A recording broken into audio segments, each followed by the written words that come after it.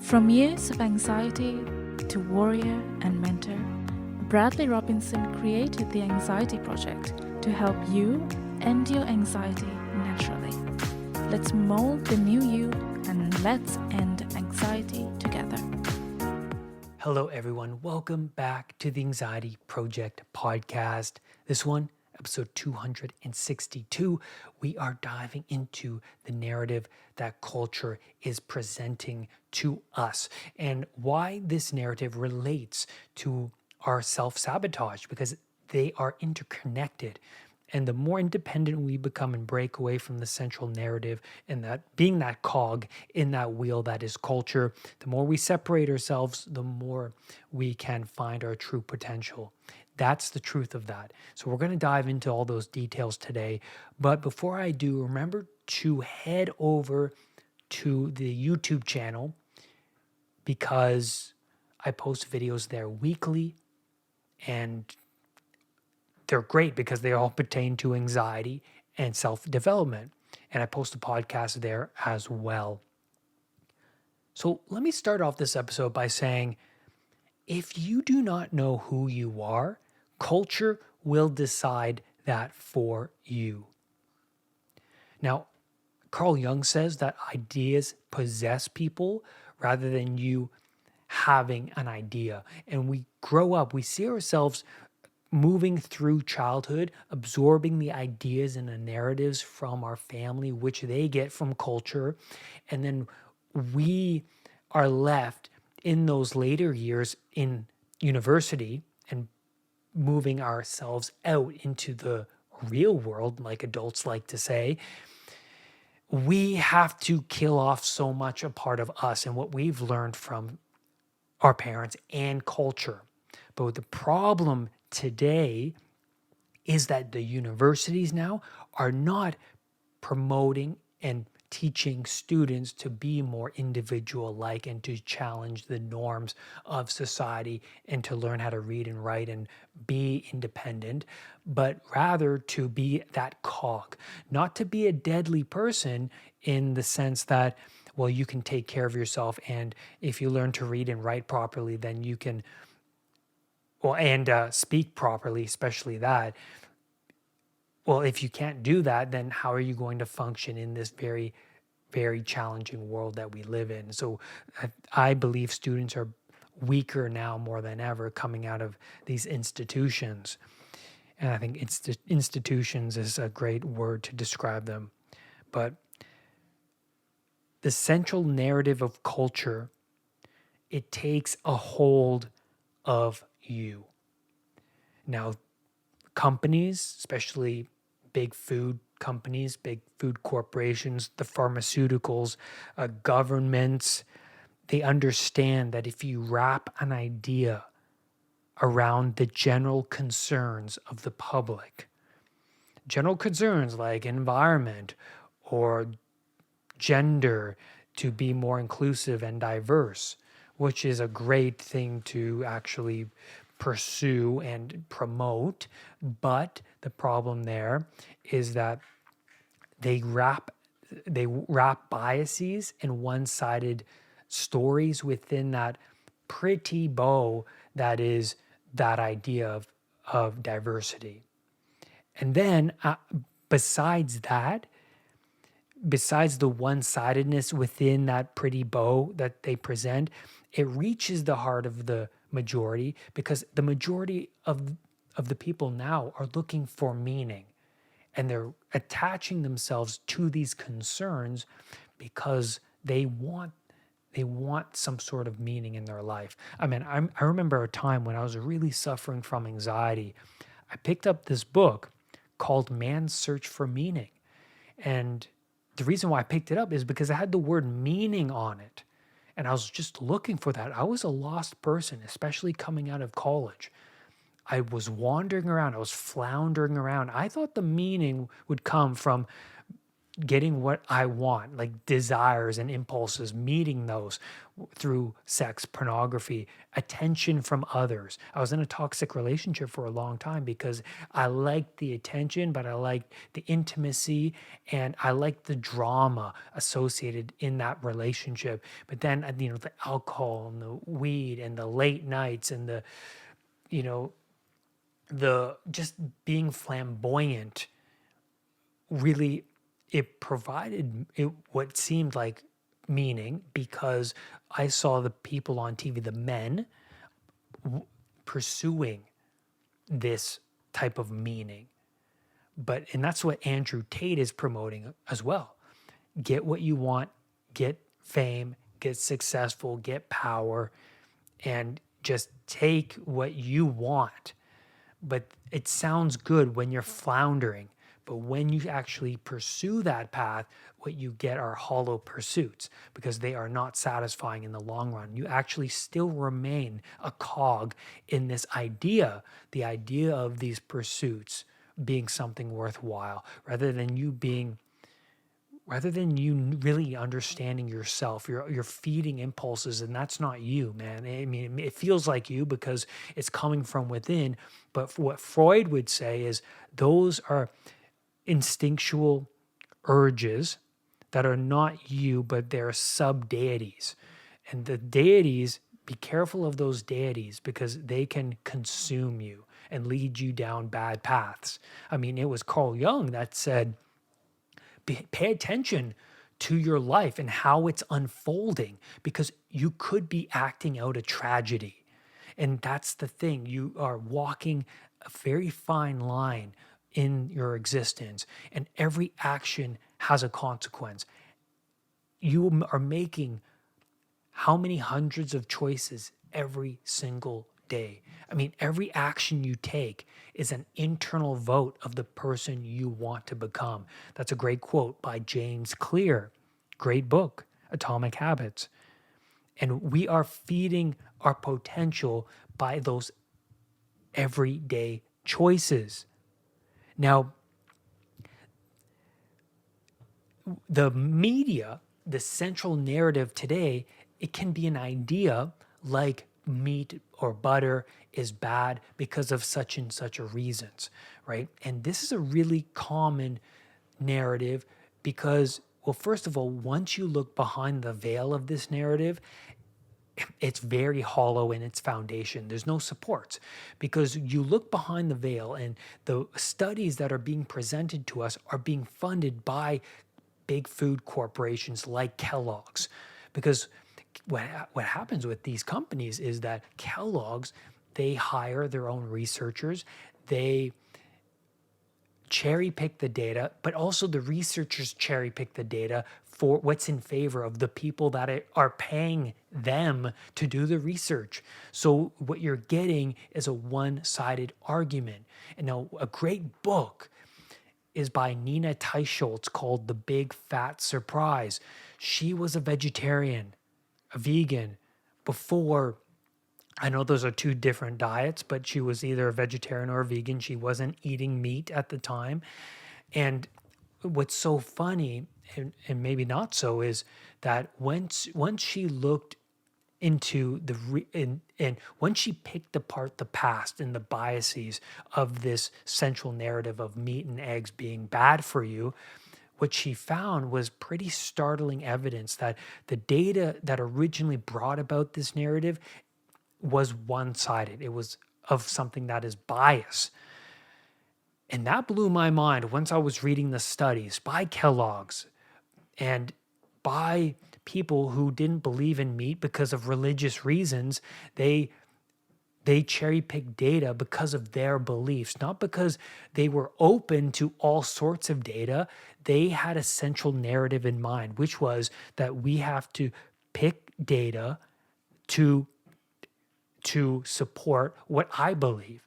And so over time, that was the central narrative because of one-sided beliefs, one-sided viewpoints.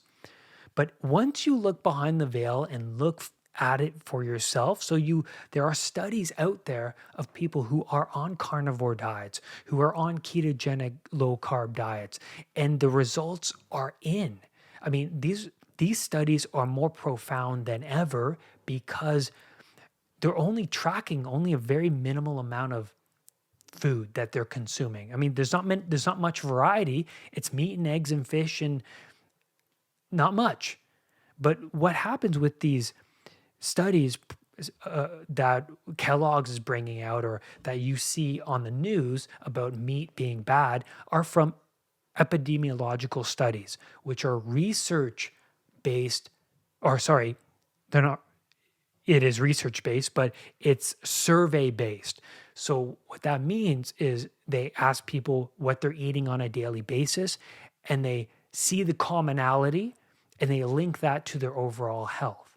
So if they're having a Coca-Cola and a French fries and a steak, it's the steak that they're going to pick out. If meat is a common theme, which it is because everyone eats meat, right? Every day at some point, right? If you're obviously not a vegan or a vegetarian, but that's my point is the data is so vague, but you pick out what you want to pick out. And then it becomes the central narrative. And then you listen to your office workers or you listen to what's on the news and you trust in that. But that's the problem is that when you trust in that and you don't look in it for yourself, because there are so many people on YouTube who are on the diet that you can go and look at and say, hey, how are you doing? How are you feeling? What are your results from the doctor? And then more importantly, you can take that leap of faith and try it for yourself and then see how you feel, right? And then go to the doctor, get your labs checked. But a lot of people trust in the central narrative, and that's where it's going to kill you because the central narrative, it's not looking out for you as a whole. It's it's it's what's convenient to them. And there lies the problem. So when we adhere to the general consensus, we all suffer individually. And what about the data? What about the data behind the veil? Look beyond that narrative. And we see during the COVID pandemic the central narrative of fear and pharmaceuticals rather than vitamin D or proper eating or exercise. Why wasn't that the central narrative? I mean, the studies were important, but we also didn't see much of our health and that concern over what we can do to mitigate our chances and to even when getting COVID, what we can do to help us wean ourselves through that challenging time. But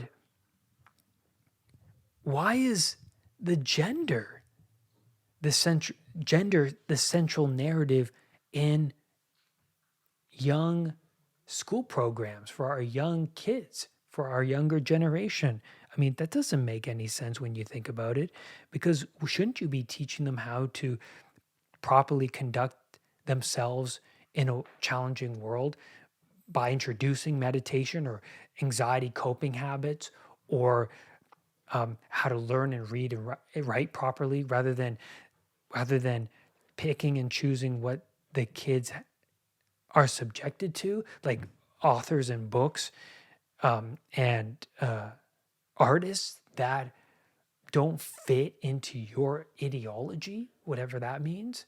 Because think about it that way. I mean, if you think that white men who are privileged shouldn't be a central theme to young kids, Mozart, Beethoven, Picasso, maybe they got themselves into really difficult, challenging times. I mean, or they were criminal even, it doesn't mean you don't subject them to those types of people because everyone has a dark side.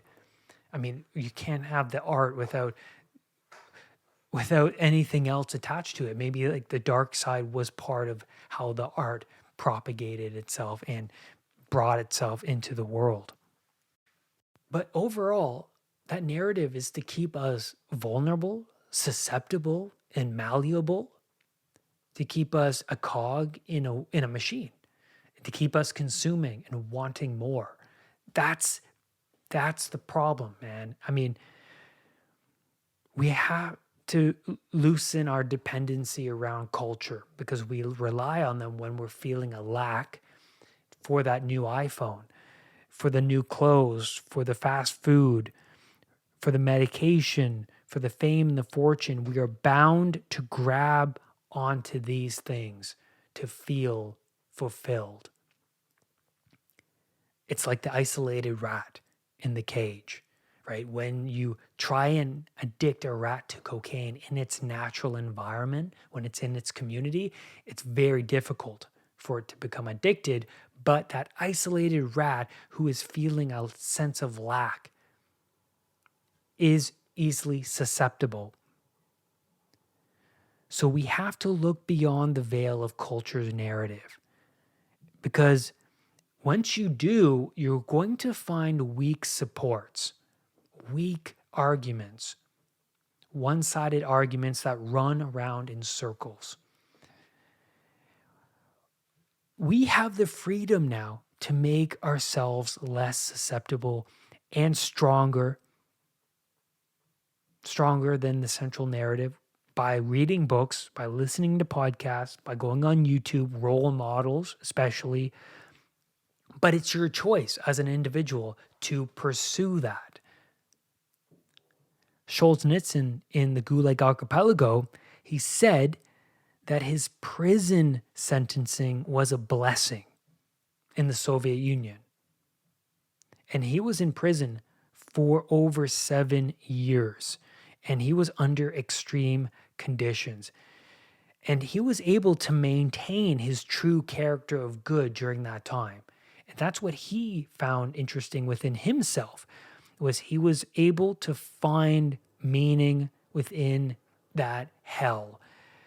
His perception of his situation turned to that of a test of his character. Now, Boris Cornfield in the prison said to him in the hospital ward, the last words he uttered, "I have become convinced that there is no punishment that comes to us in this life on earth which is undeserved. Superficially, it can have nothing to do with what we are actually guilty of in actual fact, but if you go over your life with a fine-tooth comb and ponder it deeply, you will always be able to hunt down that transgression of yours for which you have now received this blow." Does that sound familiar to you? The story of Jonah in the whale, being in the belly of the beast, in hell, at the bottom of the ocean, pondering his life and how he wound up to be in that situation. Every choice we have is embedded within a spider's web of outcomes.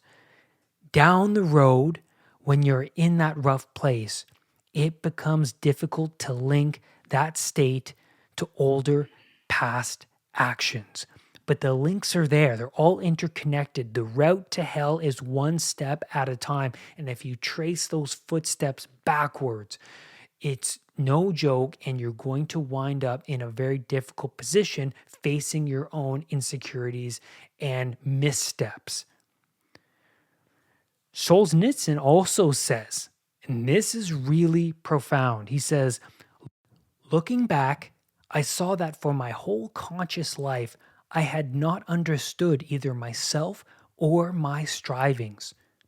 What had seemed for so long to be beneficial now turned out in actuality to be fatal. And I had been striving to go in the opposite direction to that which was truly necessary to me.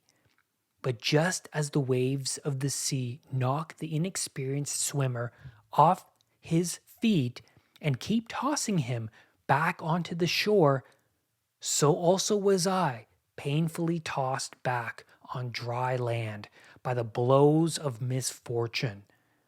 And it was only because of this that I was able to travel the path which I had always really wanted to travel. We become consumed. Now, that's end quote. We are always consumed. We're embedded within culture.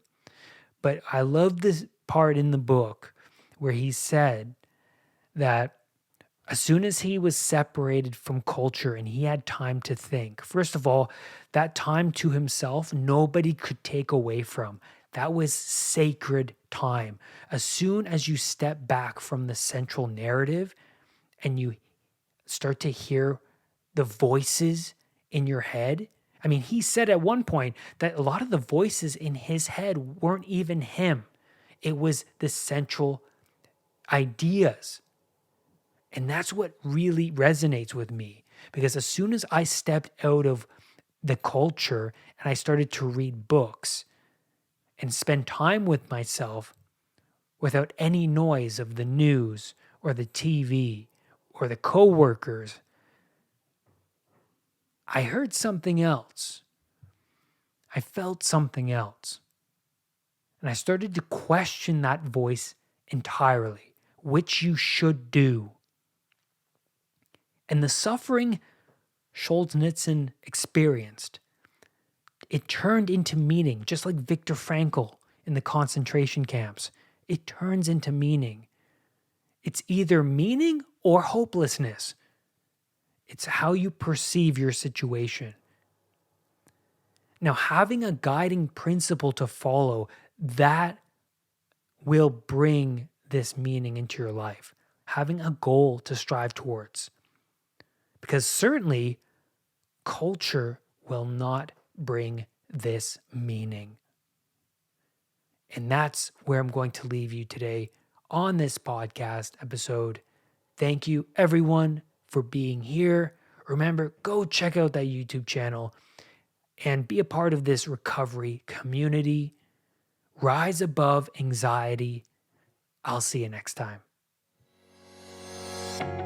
Brad's powerful anxiety recovery program is now available at unpluganxiety.com. The Anxiety Project program is downloadable and puts the power of anxiety recovery in your own hands. Visit unpluganxiety.com for more details. Recovery starts now.